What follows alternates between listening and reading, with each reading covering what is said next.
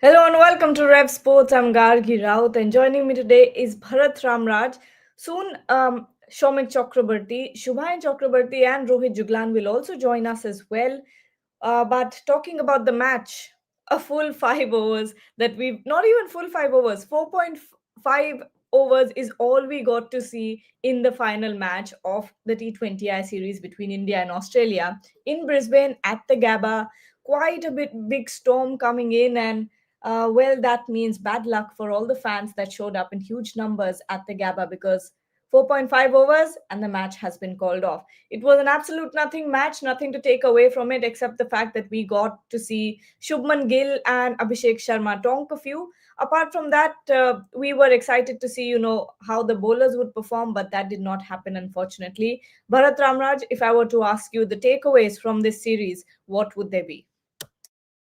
Yeah, some positive takeaways for the Indian team. Obviously, first of all, they went on to win the series after being one down. That itself is a good takeaway because you have done it in conditions that were not exactly what you get in India or in Dubai that we saw, where India were clearly the best team. So that is the first one. And there were a few others. Obviously, Varun Chakravarti again he proved his class. Obviously, goes under the radar his performances, but even in conditions that were not exactly suited to his bowling, even when Australia were going after everyone else in the second T20I, he was able to keep a lid on the scoring rate to some extent. That tells something about his class. And Abhishek Sharma got those runs in the second game. Yes, in the second game, when the conditions were really tricky, the ball was moving around. That told you that he's more than just a blind slogger that some fans keep telling, which is absolutely wrong because he's someone who has tremendous skill. And in the final game, Shubman Gill as well showed that he's not someone who just scores 30 of 30 balls or 46 of 39 balls. If needed, he can play strokes. Yes, it was a good pitch for batting in those 5 overs that we saw. The ball was coming onto the bat. Still, he showed his class, showed that he has a lot of strokes, well-timed strokes. So I think that were some of the positives. So other than that, Aksar Patel again went under the radar when needed. He got those crucial runs in the last game, 22 of 11 balls or whatever it was. So I think he also proved his class or proved his mettle when India needed him the most. Shomik has also joined us. Shomik, I was talking about, Bharat. I asked Bharat his takeaways of the series because this was a nothing match. Not much to talk about except Gill and Abhishek Sharma's batting. But apart from that, Shomik, if you look back on the 5 matches that we've seen, first one wash out, last one wash out, first ODI as well wash out. But if you were to take the T20 series, what would be your takeaways considering that we're only two more T20I series away from the home World Cup? The first takeaway, Garge, is Abhishek Sharma is a marauder, irrespective of the conditions. Australian pitches, pace, bounce. For the first time, he was touring Australia. The way he settled into that, and he didn't change his template.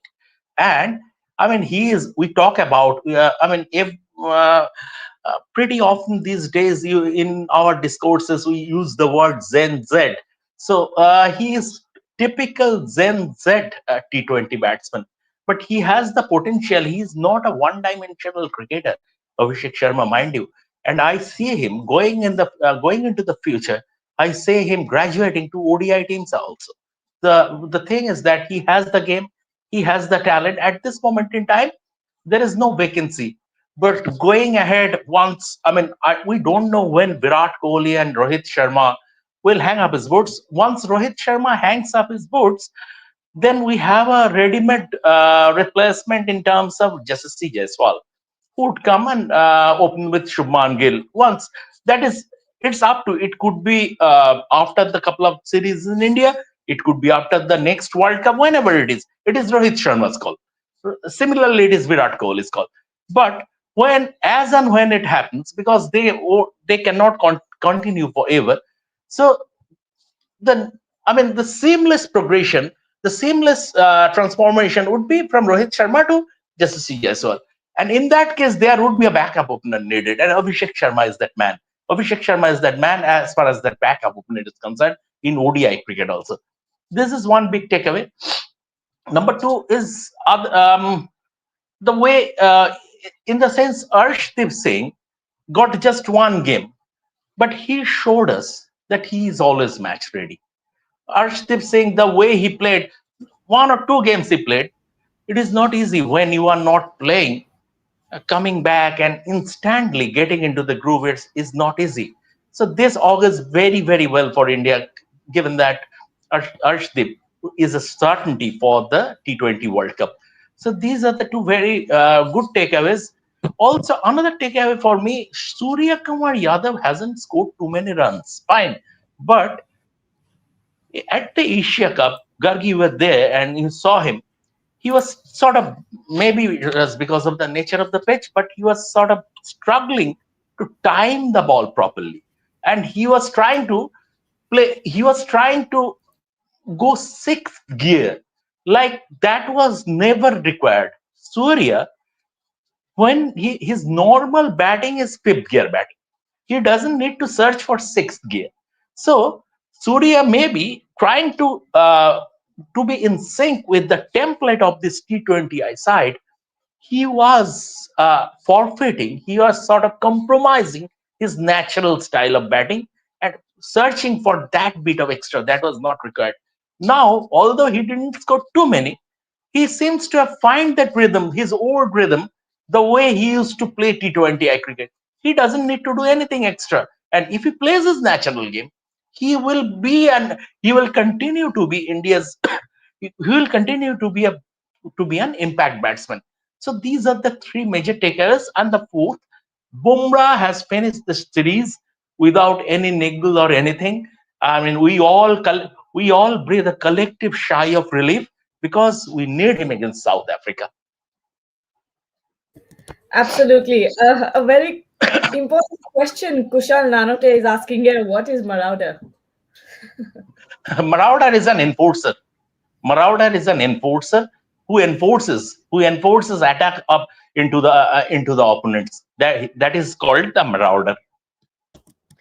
Okay, more questions coming in. I will take a few of them before we also talk about the India A versus South Africa A matches that we've seen back to back centuries for Dhruv Jurel, making it harder for the selectors to drop him in the upcoming series. So, out of the 11. But let's take a few questions here. Randeep Singh is saying, please do talk Gargi, about. I would like to address Yeah. because this is topical. I would like to address Dhruv Jural question. I don't see India changing their batting order in terms of bringing on Dhruv Jural in place of Sai Sudarshan in the Calcutta Test at number 3. But I see Dhruv Jural playing in place of Nitish Kumar Reddy.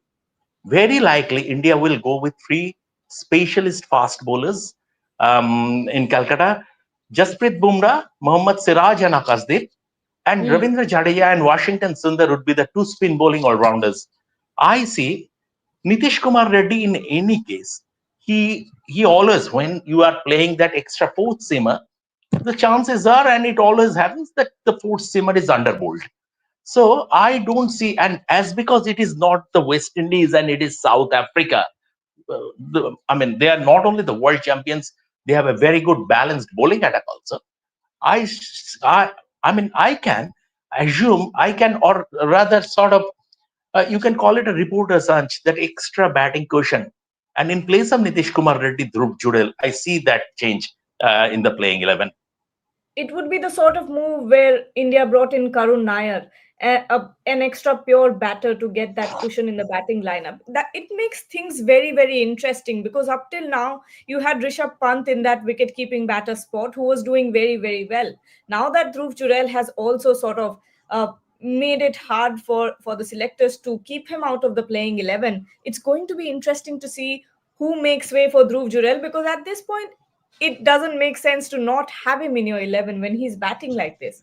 So let's see what happens. It will be very interesting to see. Of course, tomorrow I fly to Kolkata and then our coverage for the India South Africa series will also start. But Bharat, if I were to ask you, If Dhruv Jurel was in your playing 11, who makes way? Oh, I think it depends on conditions. I definitely would have him in the 11.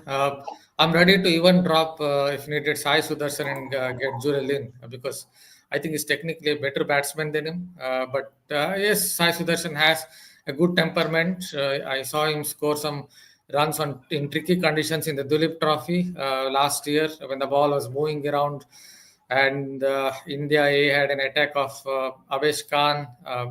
That Akib and Prasid Krishna. So that is a very useful attack and he scored 100. But I think Dhruv Churel is technically a better batter than him. He's a better player than definitely Nitish Reddy.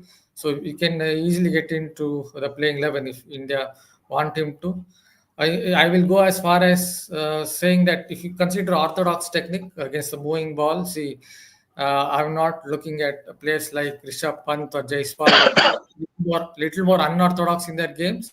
But if you look at orthodox game, then I think only KL Rahul in that 11, and at least in the, going in the among the test cricketers going around, Indian test cricketers going around, I think only KL Rahul has a better technique than Dhruv Jurel. So he has to get into the 11, looking at his game. But for some reason, they keep having Nitesh Reddy or they keep having Sai Sudarshan. I'm ready to even get him in place of Sai Sudarshan. And this in this 200s, I saw his first 100 in the first innings, and the track was doing enough of the seam. It was not like it was a flat pitch. The track was doing enough of the seam, and South Africa A had a very decent pace attack. So it was not like he scored those runs on a feather bed where the ball was not doing anything off the seam. So that tells you something about his class. 100%. Shomik, as you said, you said that you would expect Dhruv Jurel to come in place of Nitish Kumar Reddy. I have a feeling, going by the kind of things that Gautam Gambhir said after that India West Indies test series that we had in Delhi. Uh, he said, that we want to give Nitish Kumar Reddy a long rope, which is why it kind of makes me think, will it be Sai Sudarshan that is eventually dropped for a somewhat a like to like replacement for Dhruv Jurel? It still adds a lot of batting to your lineup, and you keep your all rounder. Do you see also that happening? Do you see that as a possibility? No, Gargi, two reasons. One is that the Indian team has decided to give Sai Sudarshan enough games at number three. They are trying to bed him in that position. They are investing in Sai Sudarshan long term, and they will continue to do that. Also, Dhruv Jurel hasn't batted at number three, even for the domestic side. So, from that point of view, number three is a tricky position. It's a little different from scoring runs down the order. Number three, it's about the mindset. It's about the mindset that you have to play this. You might have to play this very second ball of the innings. You have to counter the new ball. That mindset is there. During his playing time, we repeatedly we kept asking India at that point of time were searching for a partner for Virender Sehwag in for the opening slot, Akash Chopra, and they tried first. It was Sadgopan Ramesh, Akash Chopra. They tried a few. Akash Chopra did his bit for a period of time, and during that time, we we used to keep asking Rahul, why don't you open the batting?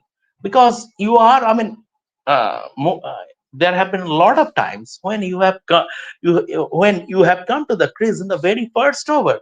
Rahul maintained that no, it's not. Opening is completely different.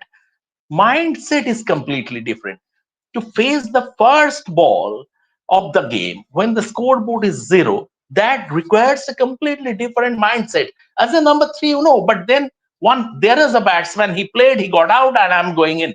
That was Rahul Dravid's explanation. And when Rahul Dravid is talking about that kind of a mindset, I mean, you have to accept that. Rahul Dravid, I mean, the master himself is saying, so I don't think India will give Dhruv Jurel the number three slot. It's a it's once again about we at number three we don't know how Dhruv Jurel would pan out because he has never batted in that position. Down the order, he has scored runs, he has proved his mettle. So from that point of view, I think yes, Gargi, you are absolutely right. And if they want to give Nitish Kumar Reddy a long rope, that can be given. That can be given. I mean, keeping him in the squad, not necessarily that he will have to be part of the playing 11 every time. So from that point of view, I think Nitish Kumar Reddy for I mean Dhruv Jurel for Nitish Kumar Reddy is going to be the likely change, but we never know. Once we go there in Calcutta, we see the conditions, we'll get a better idea. Absolutely, and I also think it makes more sense to, not have that extra pace bowling, or rather, let me put it this way: to have that extra batting at a surface like Eden Gardens. It would only make sense. Um, let's keep talking about the India A matches, because Bharat, if I were to ask you, Abhimanyu Iswaran, on one hand you have Dhruv Jurel back-to-back centuries, on the other you have Abhimanyu Iswaran who scored back-to-back ducks. Do you think it sort of puts the final nail in the coffin? See, his record for India is not exactly good. That is what the records itself tell, barring a few knocks here or there. It's not really good. When India A went over to Australia, he was struggling against Jordan Buckingham, and Jordan Buckingham mostly bowls at around 130, 135 kilometers per hour. Mostly, I would say 135, and he was struggling against him. So, if the Indian selectors are watching him bat, they definitely wouldn't have got that kind of confidence to pick him ahead of Shubman Gill, who at that time was struggling for runs. So I think that is what really is going against Abhimanyu Iswaran. Here too, he scored 0 and 0. There's a thinking that his front foot defense is not really good compared to, just compare how KL Rahul was batting and another orthodox player in Abhimanyu Iswaran continues to bat. Both are orthodox players. If you look at KL Rahul's front foot defense, it's clearly quite a bit better than Abhimanyu Iswaran. So for someone who's known to come from the edicts of batsmanship, maybe his game isn't there in terms of quality. So that is what perhaps is going against him. As I noted, the selectors would also take into account what to do for India A. It's not just about how many runs they have to score in Ranji Trophy. So because the quality of bowling would be slightly higher when you go up against South Africa A, or when you go up against Australia A, who also had Fergus O'Neill, who almost got into the Australian squad again to play against England in the Ashes, just got left out for Sean Abbott. So when you struggle against bowlers who are around 130, 135 kilometers per hour, then I don't think it will give confidence for the selectors to select you. So I think it would be difficult for him to make a comeback. But in cricket, you never say, or in sport, you never say never. He might get another chance to play for India and for him to score 100 and silence all his critics. But it looks like it's difficult for him from here on. Gargi, the thing is that it is a very tricky call in the sense that the uh, to breach the gap between domestic cricket and international cricket, and a hell lot of cricketers have failed. Today, I was covering this Bombay versus Himachal Pradesh game, and I mean, Sarfraz Khan was batting, and he was not like his usual self. He was taking his time. He scored around 16 or 17 or 67 balls. Now, Sarfraz Khan has scored a mountain of runs in domestic cricket, and it was pretty natural that his India mission created massive controversy. But the way he was set up, he, and over the last 5 years, his average in first class cricket is north of 110, Sarfraz Khan. But the way Vaibhav Arora set him up before trapping him in front, see, I mean, we readily started the conversation between our media friends that how do you play this guy in test cricket? Because, I mean, the fact of the matter is that in domestic cricket, what happens? Top fast bowlers like Jasprit Bumrah, Mohammad Siraj, Akashdeep plays, but the majority of the top fast bowlers don't turn up for domestic cricket. Of late, they are turning up after the BCCI diktat, but before that, they don't used to Shami. They don't used to turn up for domestic cricket. Now, it is a completely different thing scoring your runs against 125, 130 kph fast bowlers. Once it crosses 135 kph mark, things becomes tricky. And Baiva Varora today was generating extra pace. Now, Sarfraz Khan, after watching the way he was set up, I'm not talking about the dismissal. Dismissal cricket is a one ball game, and a batsman can get out anytime. The way he was given the work over, and the way he was set up, so you would readily ask the question, how do you play this match in Test cricket? I think it is pretty similar with Abhimaneshwar. That during our when we were very very, very young, Brijesh Patel was like that. Brijesh Patel in domestic cricket, he was a prince. He could play every shot that the MCC coaching manual, and the way his back foot game in domestic cricket, that was fantastic. But once it was Test cricket, he struggled to get into the groove. He looked a bit fearful. Of course, during the early part of his career, there was no helmet. I think if there were a helmet, he had the opportunity to have wearing a helmet during the early part of his career. His stats would have been much better. But all said and done, he failed to bridge the gap. And Brijesh Patel was way more talented than all these guys, Sarfraz Khan, Abhimaneshwaran, and others. And we have seen a lots of similar cases. So from that point of view, it's a pretty tricky call. Playing for India is very, very difficult. You need to have that bit of extra. Absolutely. It also has a lot to do with luck as well.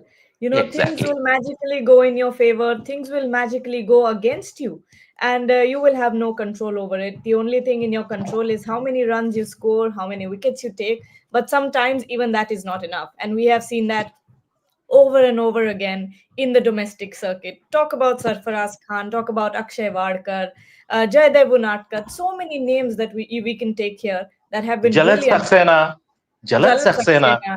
Absolutely. So many names. Continuing on this topic, Bharat, I think one talent that we can look out for here is Harsh Dubey. What are your thoughts? Yes, he is a very good utility cricketer. First of all, he's a fine spinner, left arm spinner. What I was seeing is someone who has a tactical acumen as a bowler. I think that's the key feature of his bowling. Even when Ackerman was going after him, he was able to change his lines according to how Ackerman was playing, and he played a splendid innings in the first game. But although the decision was a wrong one, that was a terrible decision that went against Ackerman. I don't think he was anywhere close to touching that ball, but still, if you see that Harsh Dubey was able to see where Ackerman is moving around, looking to play that reverse sweep, and and got his wicket. So I think that's the most important feature of his cricket. I think he's an astute cricketer. But the only thing that goes against a bowler like him is there are lots of spinners, there are lots of left arm spinners still around who could come into the fray. So I don't know whether he can get a place in the Indian team, because there are lots of utility cricketers going around, like Aksar Patel is there, Manav Sutar, though he's a slightly different kind of spinner, flights the ball, but India have lots of them when it comes to left arm spin. Shubhayan has also joined us from Brisbane. Shubhayan, not even 5 overs, not even full 5 overs, one ball short of 5 overs. But if there's anything that has happened today, it is the fact that you have broken your curse at Gabba. What was the And I title, Gargi? What is the title that you gave, Gargi? टूटा है शुभायन का अभिशाप. Brilliant. मेरा अभिशाप Asia cup में टूट गया था. No, people don't recognize my Asia Cup win, but the streak had ended back then. But yeah, I mean, good to see the team win, continue their unbeaten run. Although the series started with a rain hit match, it ended with a rain hit match. We would have loved to see the Indian batting unit, the way they were going to have a full game, full go at the Aussie bowlers. But yeah, I mean, Brisbane, the last time we were here, it was a rained out affair during the Border Gavaskar Trophy. We had a joint press conference then. Ravichandran Ashwin's retirement, we had a joint press conference tonight with Abhishek Sharma and Surya attending that. So yeah, plenty of commonality. But yeah, good to see the team win. Plenty of positives to take about experimentation. This was the experiment series for the Indian team, and that's what Surya also said at the press conference, that we were not afraid to experiment, put certain players under different situations, and that's what the Indian team did in this series. So yeah, fair enough to them. They won a series here, and I think they are yet to lose a T20I series on Australian soil. Last time also, I think they won it. Yep, and I think no losses for Sky as captain as well in series. Yeah, in a series, Gautam Yeah, Gambhir, Surya Kumar exactly. Yadav are yet to lose a T20I series. Absolutely. But Shubhayan, if I were to ask you your five takeaways or highlights from this T20I series, because this is an important one ahead of the World Cup. Only two more T20I series before the World Cup starts at home. So solidifying that playing 11 is very important. Do you think this series has brought us one step closer to that final 11? I think so. This team is more or less set. You can pick 9 to 10 players without any difficulties. It's all about one or two players, and that will depend on the kind of surface they are playing on, the kind of opposition they are taking on. But otherwise, this is a very well sorted team, very well set team, and there was nothing to chop and change a lot. But yes, this team did throw a few players under different situations, like a Shivam Dubey at three, Sanju Samson at three, giving Jitesh Sharma a go as a finisher. Uh, so that was the only thing that they did, trying Harshit Rana as a pinch hitter. That was the only thing they did in this series. Apart from that, it's a very sought after team, very sorted team in every sense. But my five takeaways, I think Akshar Patel, we have to talk about him. He always goes under the radar, so I'll put him right at the top in terms of having an impact. Yes, you won't see a lot of runs under his belt. You will only see 2 wickets under his belt in 3 games. But his impact with the ball, the positions he is bowling or bowled in this series was crucial, and he did live up to the expectations that were put on Akshar Patel since Ravindra Jadeja's retirement, and I think he's doing that. He's executing that role very well.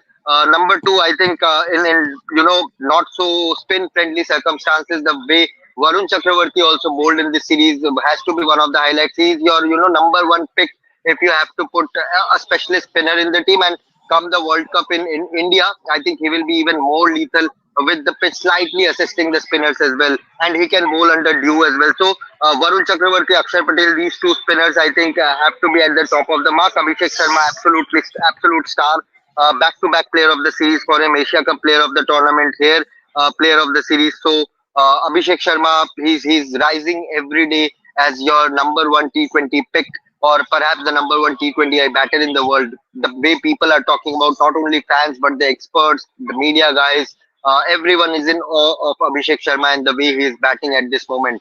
Number four, I think people will like it or not like it. I think Shubman Gill, Abhishek Sharma, these are the two guys who will open the innings going forward in the road to the T20 World Cup. People may question Shubman Gill's strike rate, but this is what it is. Look, absolutely, people, fans, those who are watching this show or those who will watch it later must go and watch the press conference where Abhishek and Surya talked about Shubman Gill and the opening pair of Shubman and Abhishek. I think that's the biggest takeaway from the series. You have a very well set opening batting duo, opening pair duo in that slot. Number five pick, it's a tough one, but I think I'll say that from Sanju Samson's experiment at putting him in the middle order, I think Team India has understood, or the think tank has understood, that why not go with a specialist batter down the order and give Jitesh Sharma a go in that specialized role. So I think it could be wrong. I could be wrong down the series when South Africa comes and play us in that T20I series, but what I can assume, or what I can perceive from what I have seen here, I think Team India is looking at Jitesh Sharma for that specialized finishers role down the order, rather than making someone a makeshift middle order batter and try to make things out of him. But people may call it biasness, people may call it unfortunate, but that's what it is. Sanju Samson at number five, given he has been given a stretch of 7, 8 games on the trot, he has not really looked at home in that number five, number six role. Thank Gargi, you. one question. Yes. One question for Shubhan. Shubhan, I mean, do you think when Hardik will be back. Hardik will be back for the home series, and Hardik is one of the designated finishers in this team. So in that case, Hardik and Jitesh would be the two finishers going into the World Cup. Because if we look at this team, as you said, very rightly said, it is all but settled. Going into the World Cup, the combination is all but settled. Maybe there is one position, and that is the point of debate. That is Sanju or Jitesh Sharma. So do you see Hardik and Jitesh Sharma as the two finishers for the World Cup or going ahead? I think Shamik. I think number five would be Akshar Patel. Number six would be your Hardik Pandya. Number seven would be your Jitesh Sharma. And number eight, it's still a contentious spot with Kuldeep Yadav and Washington Sundar still there. Both of them in the mix. I think I won't be surprised if Washington Sundar is preferred in World Cup, in mega matches where you would need an extra layer of batter in that unit against big opposition in a World Cup tournament, knockout matches or do or die clashes. I think you might see the Indian team preferring, because in India you will play with three spinners, with two being your spin bowling all rounders. Akshar Patel being one, Varun Chakravarti is being the specialist spinner, and Washington Sundar giving you that cushion at number 8 as well. You have a Shivam Dubey in the mix as well. So I won't be surprised if Akshar Patel bats at number 5, Hardik bats at 6, then Shivam Dubey comes at 7, and number 8 is taken by Jitesh Sharma. And given that it's, am I fine, or is my You're internet okay. working? You're I okay. don't know. Yeah, I'm fine. I'm fine. So, as I was saying, number 5, Akshar Patel, number 6, Hardik Pandya, number 7, Shivam Dubey, number 8, Jitesh Sharma. That's a long batting unit. And then you might, since Hardik will be your second specialist pacer, you might put in a Washington Sundar and then go with Jasprit Bumrah and Varun Chakravarti in that lineup to complete the playing 11. So you have two proper pacers. You have a Shivam Dubey who can bowl you a couple of overs if need be, if there is assistance for any pacers. And then you have your three specialist spinners to operate. And if need be, you have an Abhishek Sharma who can roll his arm as well. And you have a Tilak Verma as well who can bowl you an off Tilak spin, Verma. a couple of overs of off spin. So it's a very well stacked batting unit, very well stacked playing 11 that you are seeing right now. Absolutely. Shubhai, thank you so much for joining. We'll let you go quite late there in Brisbane. Thank you so much for joining. Bye bye. Bye bye. Not the final that you're seeing of Shubhai, and of course he'll wrap up the series and send us more tomorrow as well. So don't forget to join us for that. But final question, I'll look at the comments and see. Okay, let's take this one. Freaking awesome. Eden Gardens turns more bowler friendly if it rains. It happened in the semi-final too in 2023 World Cup, Australia versus South Africa. Of course, most likely India are not going to win the toss. Bharat, you want to take this and we can close the show? I will put it in this way: any ground is not just Eden Gardens. Any ground, if it rains, cats and dogs, pots and pans, some moisture would seep in. So you will get some movement. Any pacer will get some movement off the deck, and that is what basically happened in Bengaluru when New Zealand played against India. Rained a lot for some reason. India won the toss and elected to bat first in seaming conditions. Will Rourke, Tim Southey, all these bowlers just ripped through the Indian batting lineup. And Matt Hendry, obviously, I forgot the Wobble King. And then in that Eden Gardens match, when Australia played against South Africa, once again, there was rain around, there was moisture, and it seemed around for long time, maybe 25, 30 overs. So that's what basically happens. And if it again rains, you expect the ball to move around off the pitch, and it is going to be difficult to play in those conditions. Hopefully, India will win the toss, and more importantly, India will win the toss and bowl first in those conditions. Unlike what happened last year against New Zealand, where for some reason India went on to bat first in what seemed logically seeming conditions for New Zealand pace bowlers, especially with New Zealand having the Wobble King in their arsenal. Yes, and Shomik, are you coming to Kolkata for the test match? Yes. Okay, great. See you then. We'll be I'm reaching Calcutta dead at night on 12th. So okay. 13th I'll be at Eden Gardens. Got it. So full on team. A lot of us will be there at the Eden Gardens bringing you all the updates. So stay tuned. Focus now shifts to Kolkata, where India will be facing off against South Africa. If I'm not wrong, Gautam Gambhir will be landing tomorrow night in Kolkata. So all eyes will be on the test series now. Thank you so much for joining, everyone. Thank you, Shomik, Bharat, and also Shubayan, who joined us from Brisbane. We'll be back very soon. Stay tuned. So Gautam is not